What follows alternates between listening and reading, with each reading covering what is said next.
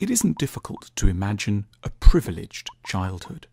We associate the term with a swimming pool in the garden, holidays abroad, lavish presents and outsized birthday parties, and maybe someone deferential picking up the clothes from the bedroom floor during school hours. Our ideas are plainly focused on money. The idea has just enough truth in it to convince the cynical parts of us. But the number of breakdowns and mental illnesses gnawing at the upper middle classes should be enough to force us to concede that money cannot on its own be the reliable guarantor of privilege that it would, in a way, be simpler to imagine it was.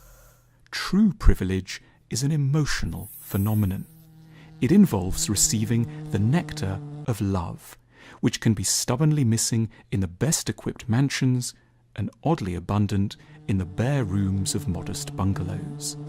It is true privilege when a parent is on hand to enter imaginatively into a child's world, when they have the wherewithal to put their own needs aside for a time in order to focus wholeheartedly on the confusions and fears of their offspring, and when they are attuned not just to what a child actually manages to say, but to what they might be aspiring yet struggling to explain.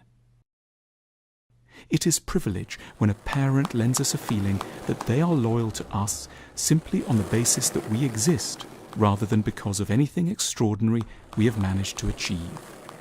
When they can imbue us with a sense that they will be on our side, even if the world has turned against us, and they can teach us that all humans deserve compassion and understanding despite their errors and compulsions.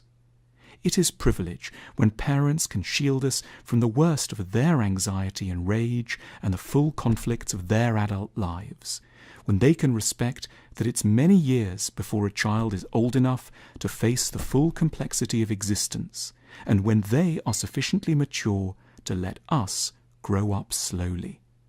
It is privilege when parents don't set themselves up as perfect, or, by being remote and unavailable, encourage us to idealize or demonize them. It's privilege when they can be ordinary and a little boring, can invite us to develop into a man or a woman beside them, and can know how to let themselves be superseded. It is privilege when parents can bear our rebellions and don't force us to be preternaturally obedient or good, when they don't crumple if we try out what it feels like to call them old idiots, and when they themselves reliably seek to explain rather than impose their ideas. It is privilege when they can accept that we will eventually need to leave them, and do not mistake our independence for betrayal. All of these moves belong to privilege, sincerely understood, and they are, at present, about as rare as huge wealth, but at points more crucial. It is those who have enjoyed years of emotional privilege that deserve to be counted among the true 1%. It can be natural, when we meet with any sort of privilege that has been deeply and unfairly distributed, to seek to level the playing field.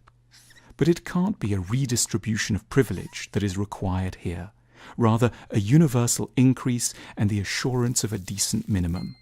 A truly fair society would be one in which a yearly rise in the degree of emotional privilege in circulation would become a national priority, and where an abundance of love, concern, and connection was adequately studied, encouraged, and prized as the true wealth it is. The joys and sorrows of parenting promises us a gentle way of staying calm around one of the most arduous yet deeply fulfilling jobs in the world. Remember to like the video and please subscribe to our channel for more.